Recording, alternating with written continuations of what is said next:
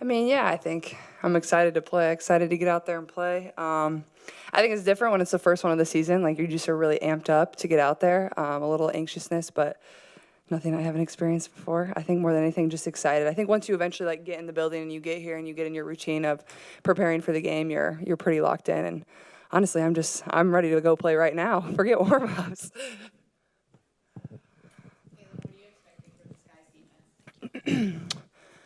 Yeah. Well, I think our size presents them opportunity to try some different things. I'm not sure how they'll match up with the certain lineups that we pick and choose. I think DB, knowing how our scouts were last year, having to guard her, it presents a real challenge, whether she's at the 3, whether she's at the 4, whether you're switching, how are you going to guard her, especially when you have me and Kelsey also in the backcourt. It causes a lot of challenges, but Camilla and Angel are active defenders. They're going to have their hands out. You're going to have to make good passes. I think we'll see mostly drop coverage. I could be wrong, but that's what they've shown mostly throughout the preseason.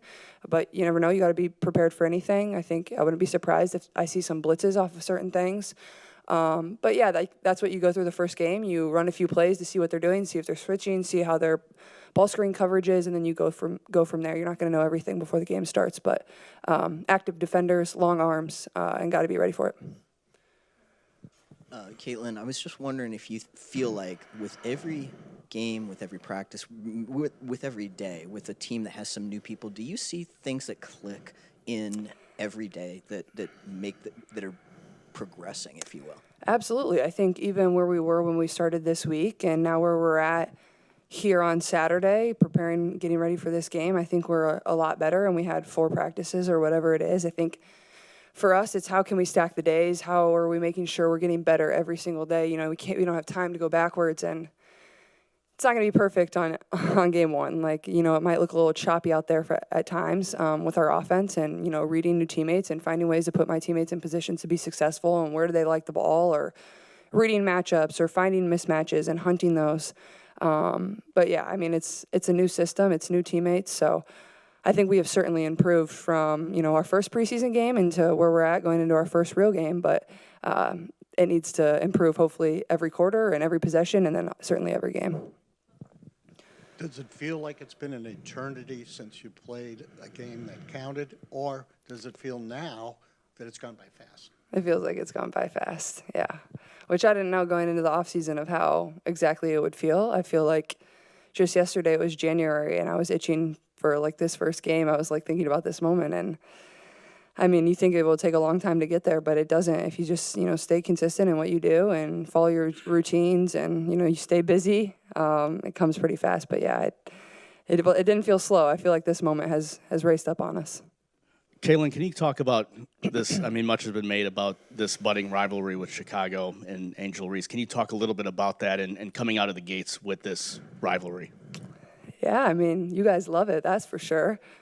But I told Michael this yesterday. I was like, rivalry is great for sport. I understand that. I grew up loving rivalries. I grew up in Iowa State. That's a pro matchup in the state of Iowa. I understand that. Or whether it was my high school team, I still hate our rival high school, Valley High School. Sorry, I'm sure there's a lot of people from Valley High School that love me and support me now. I appreciate that, and I appreciate you guys, but I wasn't your biggest fan. I didn't like the Tigers growing up, so my parents, my grandfather was the football coach growing up, and Valley was our biggest rival. It was the biggest class in Iowa, and I was taught to, growing up, if we were driving by the high school, to hold my breath because I couldn't breathe that air. I know, it's kind of funny, but rivalry is always a big thing. So I think it's more than anything, as a player, you approach the game the same every single time, or you should. That's how you should approach every single game. You prepare the same way. You come ready to play, whether it's the team that's last in the league or the team that's first in the league. It doesn't matter. I think for the fans, it's great. They love it. And Chicago is the closest team to us. We bus there usually, so I get it geographically. But I think for our team and our group, it's we prepare the same way every single game. But I expect today to be an awesome game. When you thought about this moment in January, what did you think about? So we have a TV in our weight room, and I think it was a countdown either to tip off or a countdown till All-Star because we have hosting All-Star. And I was like, 200 some days. I think it was to All-Star or something, or under 200, whatever it was. And I'm like, dang, that feels like a while. Like, I wonder what it's going to feel like when we finally get to that day and get in that moment. But now looking back, that feels really like yesterday. So, yeah, I think I'm ready. I think, I've prepared for this, and, not everything is going to be perfect today for everybody on our team, for our team. It's how do we weather that? How do we learn through the mistakes? That's what Coach Steph talks about a lot, is how do you play through the mistakes? You don't stop playing. You keep playing. You figure it out. And sometimes that, helps you find some success too. Caitlin, love that you mentioned how things could look choppy on the first go. As the orchestrator and point guard, last year you had to learn new teammates, whole new team this year. Is there anything from last year that you can bring into this year as far as how to more quickly learn where they like the ball, where they want it, all that good jazz? Obviously, still starting with Kelson AB. I know them pretty well. I know where to get them the ball. I think as a point guard early in the game, it's best to get your teammates some touches. That's going to make my job easier as the game goes on.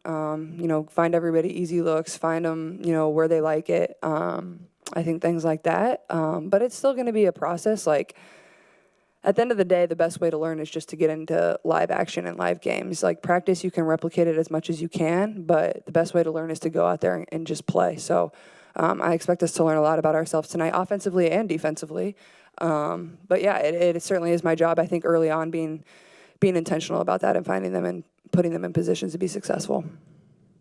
Is this a new pair of Kobe's that you're bringing out tonight? It is. Debuting? Yeah. Can you? Yeah. What went into the decision to wear those? Are they custom? What should we know about the shoe? They're custom, so you won't get them. But I think they're the Rookie of the Year Kobe PEs. So there's a picture that the Fever took after the season when I had my trophy. I was in my red uniform, so that's what they're based off of. Nike designed them. They did well, so yeah. Break. Yes. I've been wearing them in practice, but I take them off before you guys get there. Sorry. Yeah, I know. Caitlin, one of the big storylines last year was how many games you had jammed in a short amount of time at the start of last season. How much have you benefited from a long offseason? This is probably the longest you've gone between real games maybe in your entire basketball career, been 7-8 months or something. Yeah, I think it was really good for me mentally more than physically. I tell Steph this, like, I can play 40 minutes every single night. Now, is that probably the solution to me playing my best basketball? Probably not. I'm not going to play 40 minutes tonight either. But I think mentally just getting away from everything, like, it was a long season. There was a lot that surrounded the season. You're doing media basically every day. Like, that's a lot. That takes a toll on someone. And just relaxing and doing things that I enjoyed, and putting in work and finding ways to get better. Like you said, like, I really haven't had a true off season to work on the things that I needed to work on. And to be honest, like, the things I had to work on in college were a lot different than the things I needed to work on playing professionally. Like, I could get away with not being the strongest in college because it's just a completely different game. So just being consistent in that, and I feel confident in everything that I did and all the time that I put in. And, now you go out there and believe in it and go show it. Caitlin, I know you've talked. Sorry. I know you've talked a little bit about the support that you guys have gotten from the Pacers. I'm just curious what you've seen between sort of like the synergy between the two teams, and have you gotten a chance to talk to Jenny and Rick at all?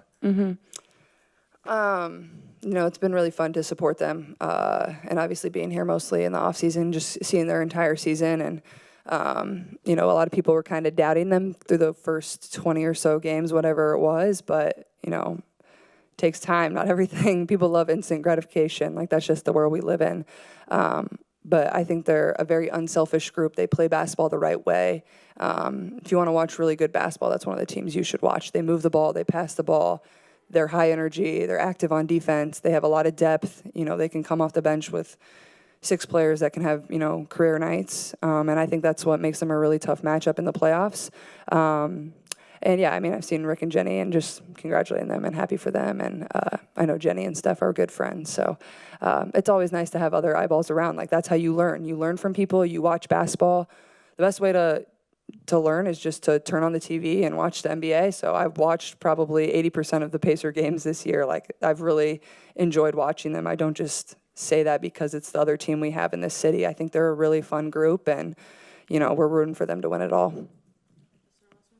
Hi, Caitlin. Maybe you could put the Fever Sky rivalry into some context, like on a scale of 1 to your to 10, you know, being your high school rivalry, which just sounds awesome. Sounds like what a rivalry is and the way it's supposed to feel and all that, what's fun about it. The league is trying to make this a rivalry, 5 games and all that, but you just started playing each other. So, like, where is it? Where are you feeling it? I think you can decide that. I'll leave that up to all of you, but I'm excited for today. I think it'll be fun.